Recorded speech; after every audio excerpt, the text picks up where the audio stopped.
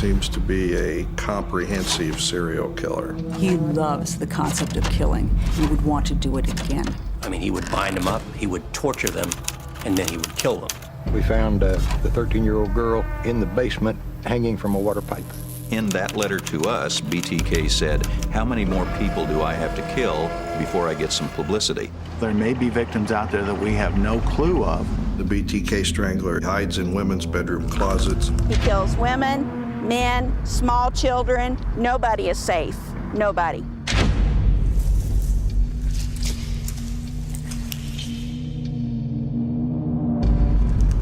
You can feel the spring storms blowing back into Kansas. This is a live look from Sky Tracker in downtown Wichita. Clouds already rolling in, bringing with them the promise of a stormy weekend.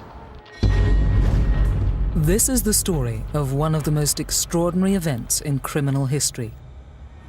A story that has terrorized a small mid-American city for the last 30 years. The conservative city of Wichita, roughly the size of Coventry, is slap bang in the middle of the American heartland.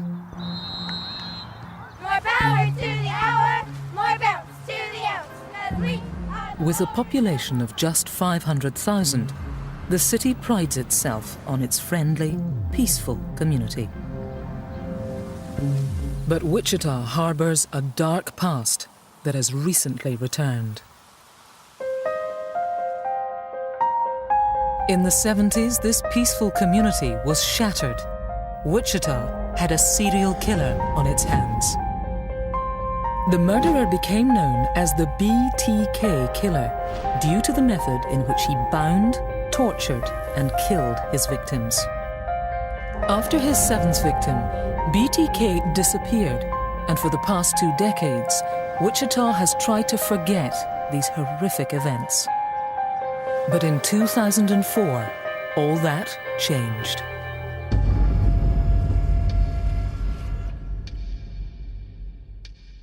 This is Cake News on your side. Good evening, everyone. Breaking news tonight. A letter sent to the Wichita Eagle is now believed to be from the BTK Killer. It's a story that broke first on Cake late this afternoon. Now, the BTK Killer hasn't been heard from in decades, but now it appears he may be back. The one thing about BTK that makes him absolutely unique is he's the only serial killer to elude capture for more than 30 years and continue to communicate with the police. What brought him back? Did something change in his life? Did he go on drugs? Did he go off drugs? Did he get married? Did he get a divorce? Did he have a baby? What happened in this guy's life to bring him back? This is kind of unprecedented. We don't usually have serial killers out there who wait so many years, decades, to then return and say, "Ha-ha, I'm here, I'm alive, I'm in your community, and I'm threatening you again." The news of BTK's return has once again plunged the city of Wichita into a state of panic.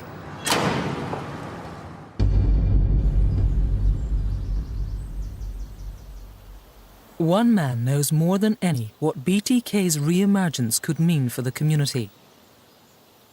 Now retired, Benny Jawatsky was one of the original detectives to work the case. There was always a feeling, even after I retired, that that was the one case that we weren't able to solve or identify the killer. And then to have him resurface, of course, brought hope again that maybe a new investigation, new forensics, new minds, new detectives on the case, and might bring this to a solution. During the 70s, murders in Wichita were a rare occurrence. But the events of one cold January day would change that forever.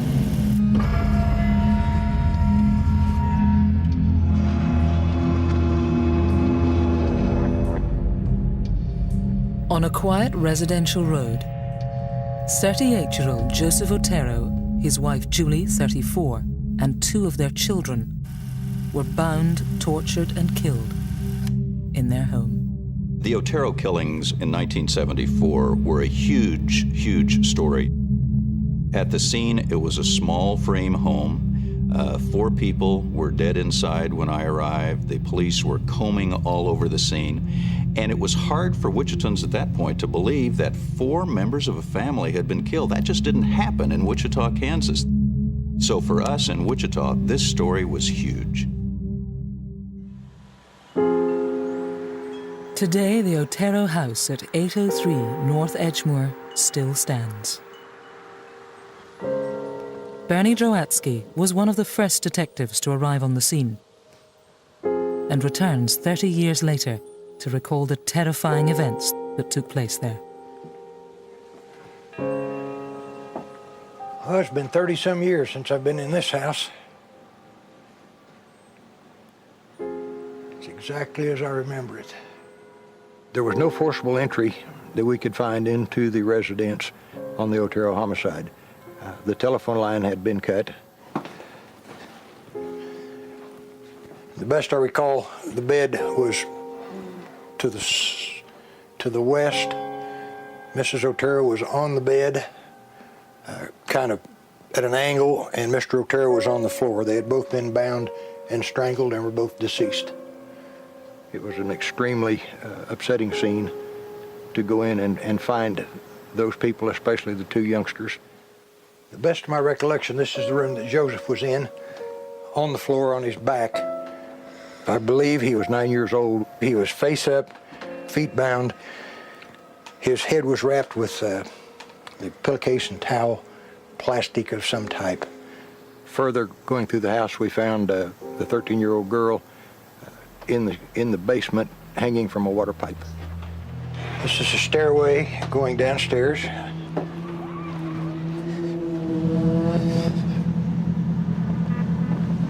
This was where the little girl Josephine was found hanging, in this basement.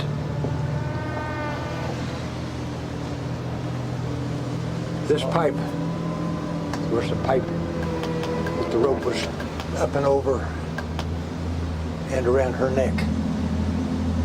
Her feet were so far off the floor.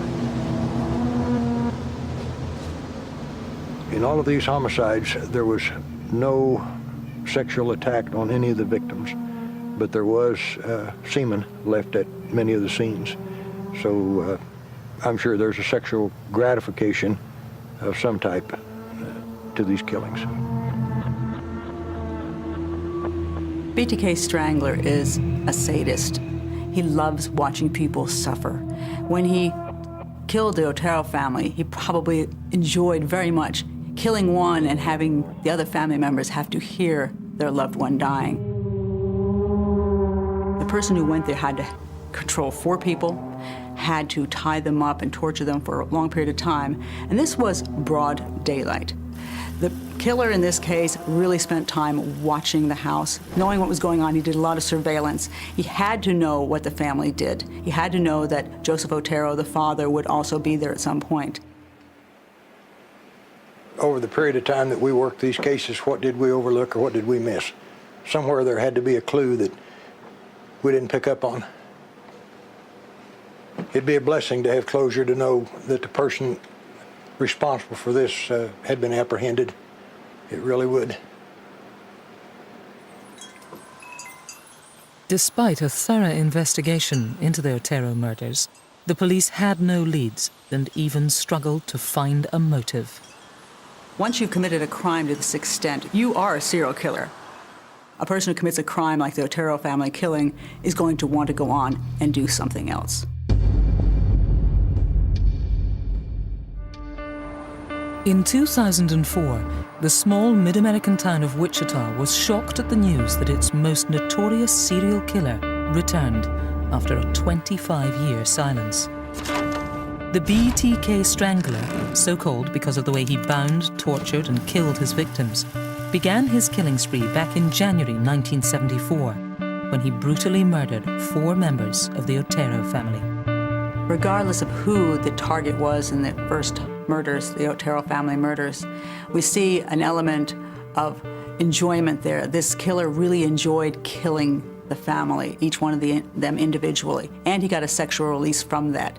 This puts him over into the category of serial killer already, that he loves the concept of killing and he would want to do it again.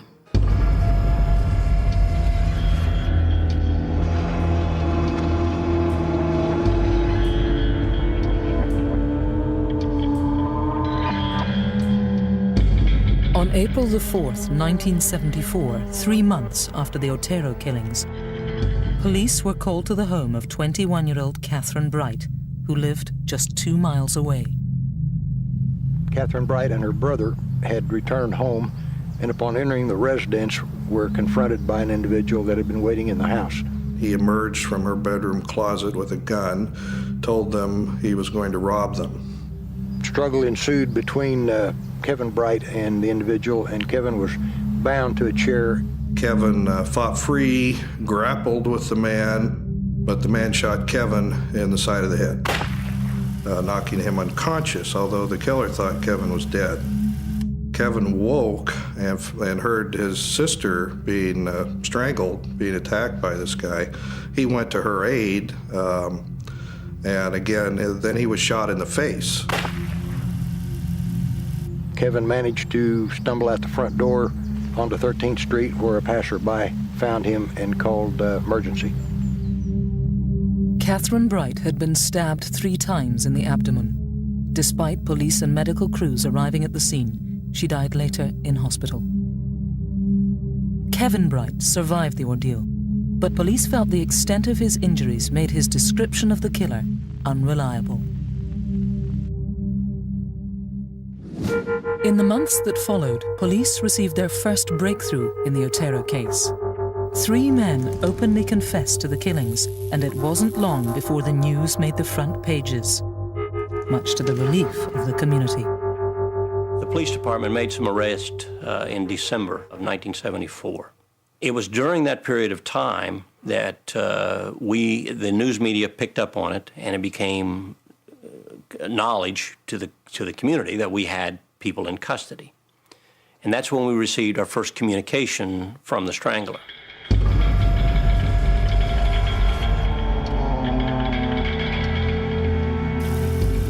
On October the 22nd, 1974, a man called the Wichita Eagle newspaper and directed them to the public library, where they would find a letter hidden in an engineering book. The police were immediately notified, and the letter was retrieved by lead detective Bernie Jowatsky. Upon retrieving that letter and bringing it back and reading the letter, we determined that it most definitely was from the individual who had been in the Otero house and had committed all 4 of the killings. The letter said, those 3 guys didn't do it. I did it, and here's how you know I did it. He went on to describe in detail what the Otero crime scene looked like. The police realized that only the killer could have known those details. There's some speculation that he actually photographed the scene, all of his scenes, and that's how he kept all these details straight. The letter, filled with grammatical errors, was from the killer himself. He took sole responsibility for the Otero murders and went on to reveal accurate details of the crime scene. The killer spoke of a monster that couldn't be stopped and signed off with a signature that would become his trademark, as well as a chilling promise of further victims.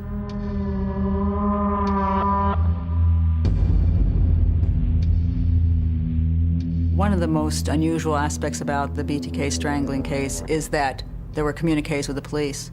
Now, many people watching Hollywood think that all serial killers want to have a cat-and-mouse game with the police and send them letters, but it is really an extremely rare event. In a desperate attempt to find the killer, police stepped up their investigation, recruiting more officers to the case. But the trail of BTK mysteriously went cold, and it would be another 3 years before he was heard from again.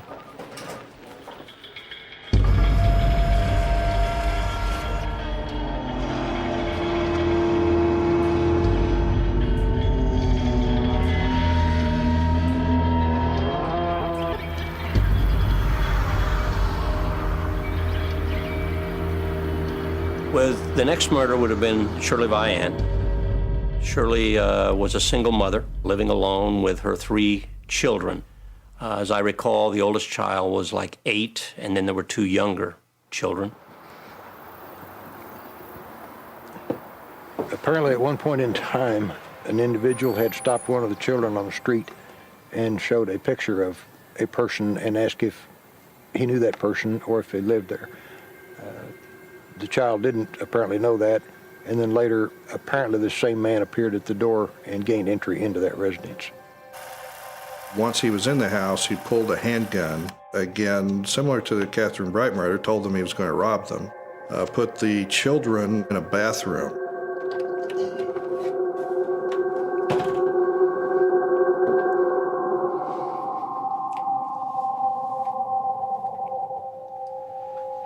This is the bathroom that the children were locked in. This door at the time was not here. This was a solid wall. And the kids were placed in here and the door tied shut in some manner, so they couldn't get out. The oldest child heard what he thought his mother being murdered, which was what was happening. And he helped his, he was 8 years old. There was also a 6-year-old boy and a 4-year-old girl. There was a very small window in the bathroom. There was a window on this north wall, and this was a window that the kids used access to finally get out of the bathroom. When the police arrived, Shirley Vian had been bound and strangled, similar to the Oteros. She was found on the bed, and there was semen left at the scene.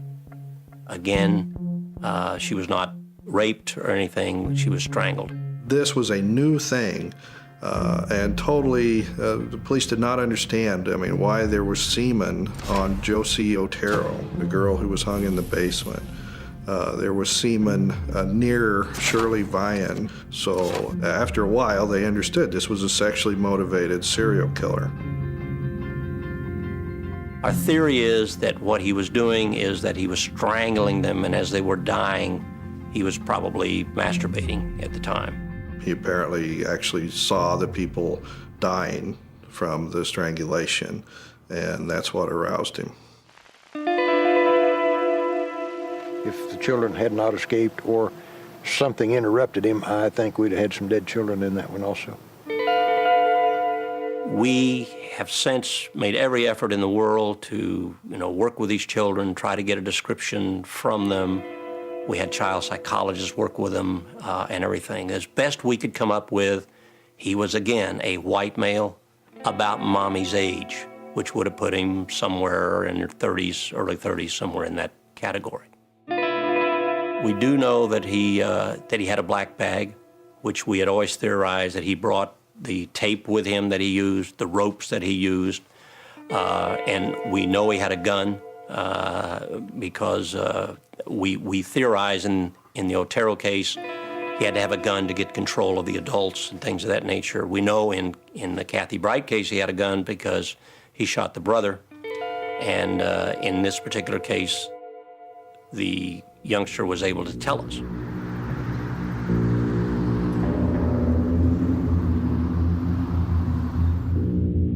Because of the similarities between the Otero, Catherine Bright, and Shirley Vian murders, police suspected it may be the work of the same individual, but were baffled by the 3-year time gap between killings. A serial killer usually kills after something has gone wrong in his life. He has some kind of crisis. Perhaps his wife has asked him for a divorce, or his girlfriend has left him, or perhaps he's just been fired from his job. He's feeling really low, he's angry at the world, and he says, "You don't have any respect for me. You don't think I'm anybody." So he goes out and he says, "Look what I can do to you." He kills somebody, he feels proud of himself, he's got a big ego again, and then he may not do anything again for months and months, or even years until another crisis appears. And that's why serial killers, they don't kill every month by the moon like some people think. They kill when they feel a need to kill. As news of Shirley Vian's murder spread, Police Chief Richard Lemunyon faced a difficult decision about whether to go public and warn the community of Wichita that there was a serial killer on the prowl. I'm getting advice at this point now from the FBI, from the behavioral science people. Should we release this information? Should we not release this information? And you get a lot of different advice, and if you asked 6 people, you get 6 different opinions. And finally, you have to make a decision. In this particular case, the decision was made that we would not give him credit for it at the time in hopes that he would communicate with us, which he did. But the communication was not what the police were hoping for.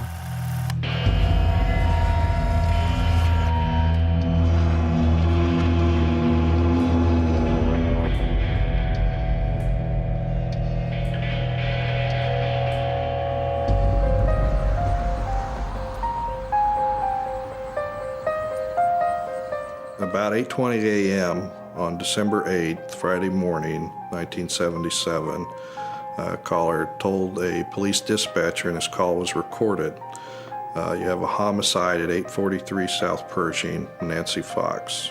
He communicated directly with the police department in that he told us, you will find a homicide, gave us the exact location, and gave us her name. Yes, you will find a homicide at 843 South Pershing, Nancy Fox. I'm sorry, sir, I can't understand you. What is the address? 843 South Pershing. That's correct.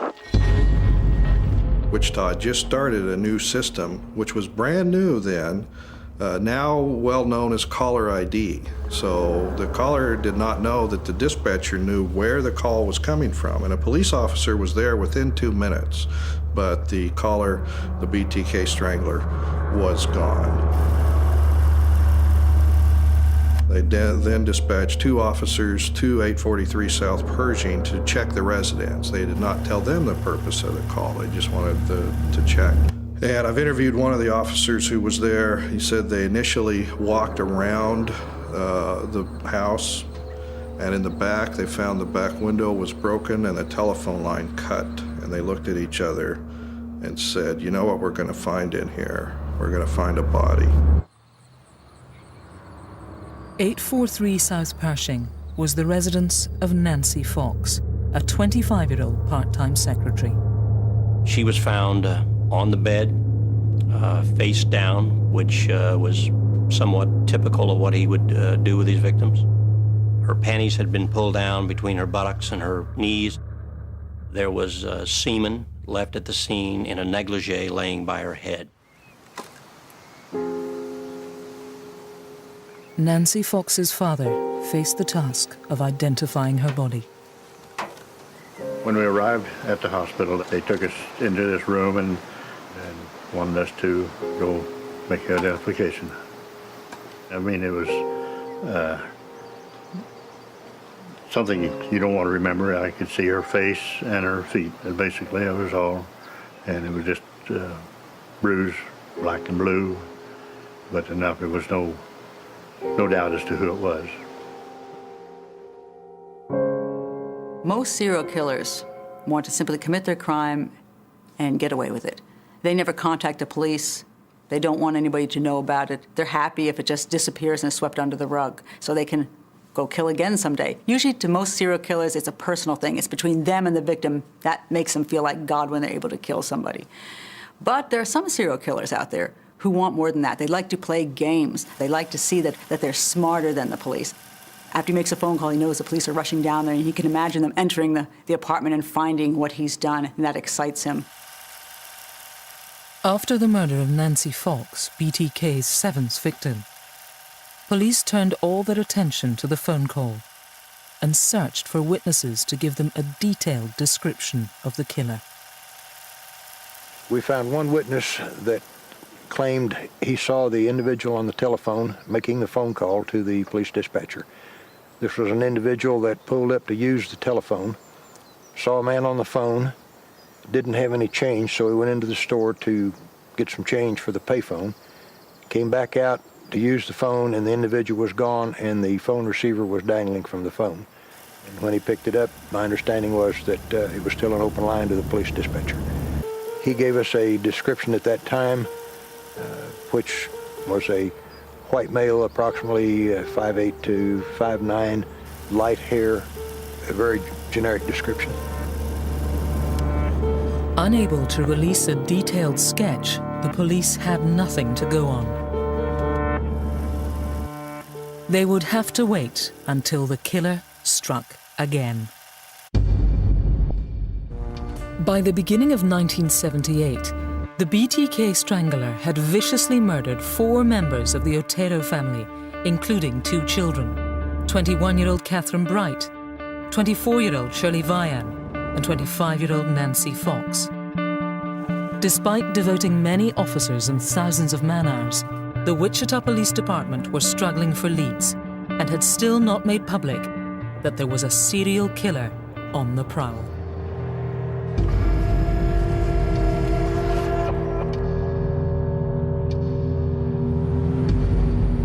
In January of 1978, the BTK sent a postcard in an envelope to the Wichita Eagle newspaper. It had a poem called Shirley Locks and was signed BTK. The first line was Shirley Locks, wilt thou be mine? I think that was what it was. It came into the newspaper and was opened by someone who mistakenly assumed that it was for a Valentine's Day promotion. So they sent it to the wrong department, they put it on the wrong desk, whatever happened. It never made its way up to the newsroom. The poem consisted of 7 lines and made reference to Shirley Vian. There was also mention of Nancy Fox. 10 days later, BTK sent another letter, this time to one of Wichita's main television networks, Cake TV. Police are here. I remember going back into the newsroom and several people around the desk, and I asked about where the letter was or where it had been found, and they indicated to me the letter. Of course, it was handled as evidence and protected for fingerprints and such as that. Because the Wichita Eagle had not published his Shirley Locks poem, BTK opened his letter with a question. In that letter, he said, how many more people do I have to kill before I get some publicity? And it was at that point that we knew that he wanted publicity, that he enjoyed the publicity, that he really relied on that publicity in order to probably feed his ego. The letter consisted of 2 typewritten pages, an accurate drawing of Nancy Fox's body, and a poem entitled "O Death to Nancy." In the letter, BTK admitted to killing 4 members of Joseph Otero's family: Shirley Vian, Nancy Fox, and taunted the police to guess a further victim, presumably Catherine Bright. The BTK killer even admitted that he would have killed Shirley Vian's children, but was interrupted. After receiving this letter, Chief LeMunyon was forced to face the inevitable. In that particular time, you're getting all these mixed signals, yes, don't give him credit, yes, give him credit. Well, in my judgment, we didn't give him credit for Shirley Vian, and we ended up with Nancy Fox. I don't know, had we given him credit for Shirley Vian, we'd still had Nancy Fox. I don't know that. So I was going to give him credit, which we did. On the 10th of February, 1978, 4 years after BTK's first victims, Wichita was finally told the truth. Good afternoon. This morning, Cake TV was contacted by the person who police say they believe murdered 4 members of the Joseph Otero family in January of 1974. The communication came in the form of a 2-page typewritten letter addressed to KAKE Channel 10. It was signed with the initials BTK. But with us right now is Chief of Police Richard LeMunyon. I have a couple of questions, Chief. How can you be sure that the BTK letter is authentic? Well, Ron, after reviewing the contents of the letter, there's absolutely no question that the only person who would have the type of information that was included in the letter would have to be the killer himself. Do you know what the initials BTK stand for? Yes, it's our feeling that the initials that were placed there stand for bind, torture, and kill. BTK has killed 7 people, Chief. What kind of leads do you have? Well, very honestly, we have no solid leads at all. The press conference was actually aimed at 2 audiences. Number 1, the first audience was the community, and number 2 was to the Strangler, and it was orchestrated for that purpose. The first idea of a police chief is public safety. I mean, we didn't want another murder. So if we could play with this guy in terms of the games that he played and let him communicate with us in writing as opposed to sending us bodies, that was my goal. But the public reaction was one of fear. This sleepy community had never imagined they would be prey to a serial killer. Wichita was plunged into a state of panic. There was not an unlocked door in this community anymore. Everybody locked the door. Prior to that, this had been a community in which you might leave your keys in the car, you might keep your door unlocked. But since BTK, and since there was a serial killer loose, not anymore. Everything changed. The reaction of the people in Wichita was panic. Everybody was scared. Everybody looked at their neighbors, locked their doors, locked their windows, checked their phone lines. It caused quite a stir. The second shift duty sergeant would always send the officers out, reminding them the BTK Strangler is out there. He hides in women's bedroom closets. He's armed with a knife and a gun. Be careful. The department encouraged people to call the police if they got home and felt anything unusual, if they got home and the door didn't look right or a light was off that should have been on or vice versa.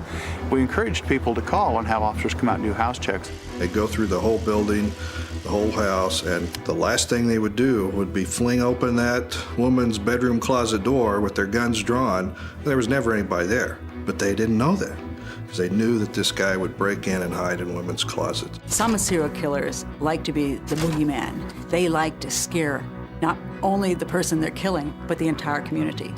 These kind of serial killers love a lot of publicity. They like having their stories in the newspaper. Many of these guys will do odd things at the crime scene just to make it look even creepier so that people get more and more terrified and they start being afraid to walk on the streets at night, they're afraid to enter their apartments. That gives them a thrill of not only controlling one crime scene, but essentially controlling an entire city. At the height of the panic, once again, BTK mysteriously disappeared. And it was to be another year before he was heard from again.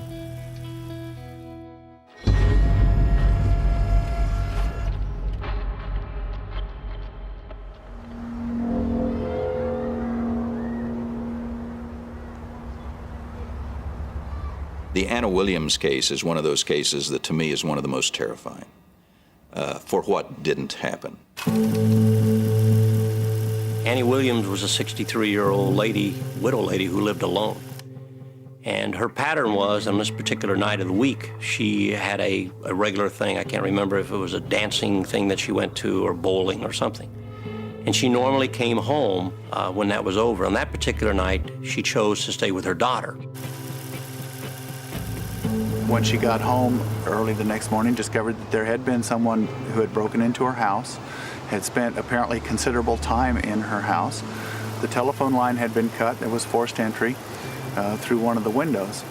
It was just a typical residence burglary as far as anybody knew until several months later when a letter was received that had some items in the envelope of hers, as well as a letter and a drawing. I won't describe the drawing, but it was, the drawing that he sent was quite horrifying. Obviously, it goes along with his theme of bind, torture, and kill. And he sent the drawing, the poem, and one of the woman's scarves that she was able to identify as her scarf. BTK's poem posed a question.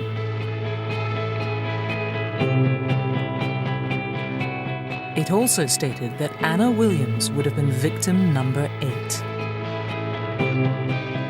To me, that's very terrifying. And for many women in Wichita, that was an incredibly terrifying moment because all of them could imagine that happening to them.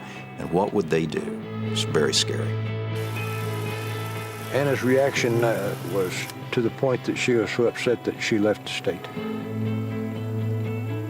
She was afraid, apparently, that he would come back or keep trying, so she did leave the state.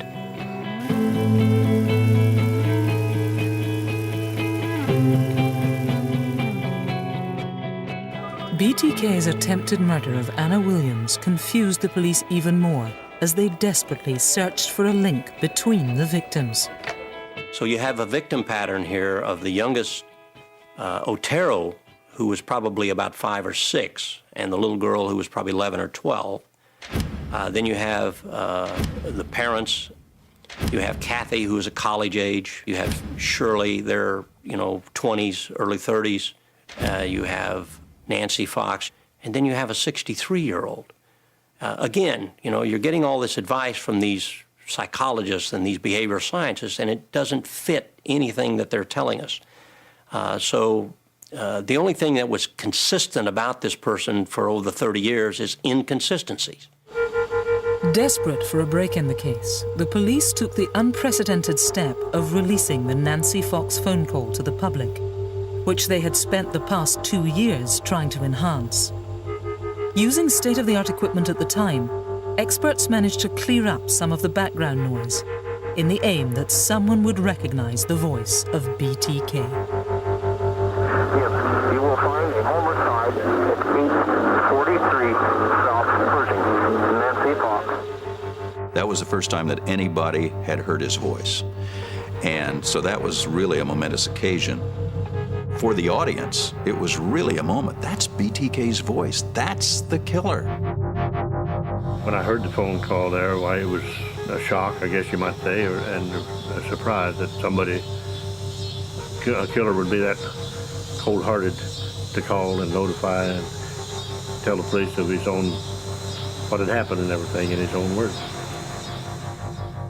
Despite releasing the voice, no one came forward, and once again, BTK mysteriously vanished. 3 years after the Anna Williams incident, police still had no clues to BTK's identity, and the FBI became fully involved. In 1982, the federal government started funding a program through the FBI called VICAP, Violent Criminal Apprehension Project. And in 1984, money was appropriated for the Wichita Police Department to work on catching this violent criminal who had not been apprehended, the BTK Strangler. So with the federal money and city money, they devoted eventually up to 8 officers to work on this case full-time from the summer of 1984 until the summer of 1986. Ghostbusters was the BTK task force, and it was a group of individuals that I put together specifically to work on the BTK case.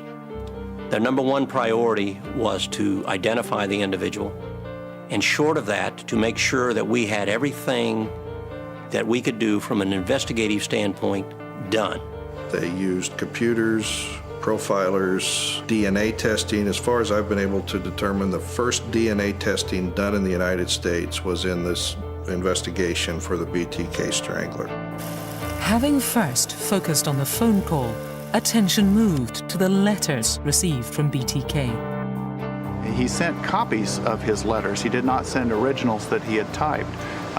Apparently the copy machines of that era printed an image a little bit bigger than what it saw, so that made it impossible to positively identify a typewriter should a suspect typewriter ever be located. With the help of Xerox Corporation in Rochester, New York, we were able to identify the brand and make of toner and the brand and even the length of the roll of the paper that one of the copies was made from. So we were able to pin it down to one particular copy machine on the campus at Wichita State University, which unfortunately for us was a public access machine open to any student or employee or person who wandered in there. So at that time it led to some speculation that perhaps he was a student. The second copy machine was traced using the same methods to the second floor of the Wichita Public Library, which was just within a few feet of where the original letter was found in an engineering book. After 2 years of intensive investigation and thousands of man-hours, the Ghostbusters task force came up with nothing and shut down. Just about a month after the investigation had concluded, there was one last murder investigation that the Ghostbusters met to discuss. It was the murder of Vicki Wegerle. And they unanimously concluded that BTK did not kill Vicki Wegerle. It would take about 18 years before they found that they were wrong. Wichita's most notorious serial killer has not been heard from in over 25 years. But in 2004, all that changed.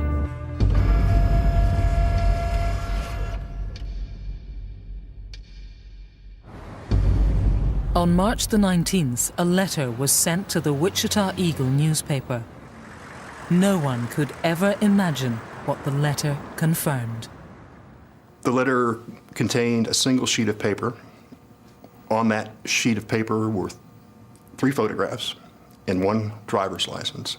The photographs appeared to be a woman who, with her hands tied behind her back, who appeared to be dead, lying on the floor. The driver's license belonged to Vicki Wegerle. I immediately recognized that name. Vicki Wegerle was murdered in her home in 1986. The case has been unsolved for nearly 20 years.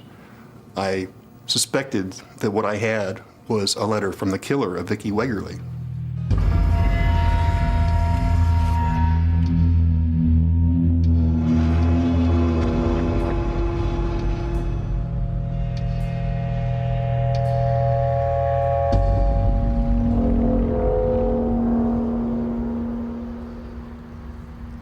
The Vicki Wegerle case, the murderer came in the back door. It was on a very busy street. She was home. She was a mother. She had a child that was at school. Her husband was at work, and he had a little toddler who was like 2 years old on the floor. He came in. He got control of her. He bound her, tied her up, left semen at the scene, strangled her, took the car, drove it a short distance away, and left. The investigators on that particular case went to the scene, and at the time they got to the scene, the husband had already been there. The husband found her. He disrupted the scene. He cut her loose. He thought she was still alive. The ambulance was called for. Of course, she was dead, but he, the husband, was doing what he thought was right, and he did. By the time police got to Vicki Wegerle's house on West 13th, her heart had already stopped beating. She died within 15 minutes at Riverside Hospital. Her husband, Bill, supposedly found Vicki with a noose around her neck. Their 2-year-old son, Brandon, was playing in another bedroom at the time of the murder. As BTK had been silent for 7 years, Vicki Wegerle's husband became the #1 suspect. In a case like that, your first suspect is normally the husband. The lead detective, he believed that the probability was that it could have been the husband, and he looked that direction. Given that my brother was a suspect, I was asked by the attorneys to talk to the children. In a conversation when I was talking to Brandon, he said, "Mommy hurt man." And I asked him at that time, "Did Daddy hurt Mommy?" And he said, "No." So I believe in self-defense that Vicki did try to hurt her killer. After a thorough investigation, Bill Wegerle was cleared, but for the last 18 years, a shadow has hung over the Wegerle family.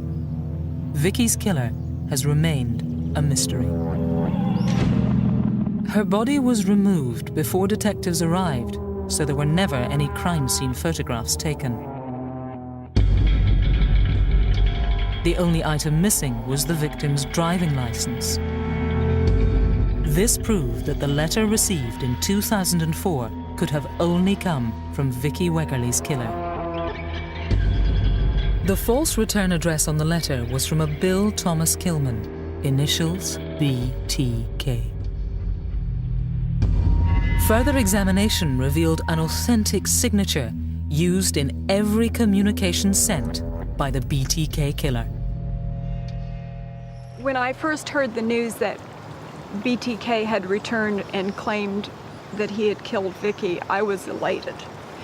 And of course then I immensely felt guilty because that didn't seem to be the right emotion.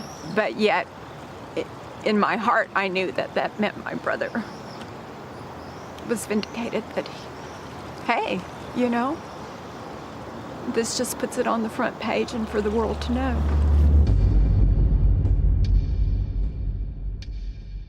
I thought I'd been writing a history book and that I was coming near the end of writing a history book, but there was a whole new chapter to be written. No serial killer has ever come back after a couple of decades of being silent and terrorized the community once again. That to me is the most shocking. What brought him back? One possibility is that he wants to have attention again, and he's getting his kick sitting in his house playing this new little sick game of his.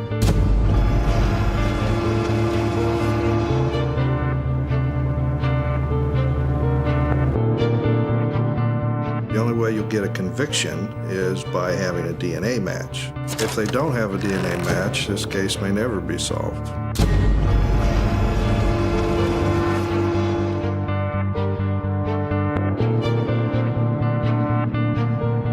BTK could be our neighbor. One expert even said that you could be married to BTK and not know who he is.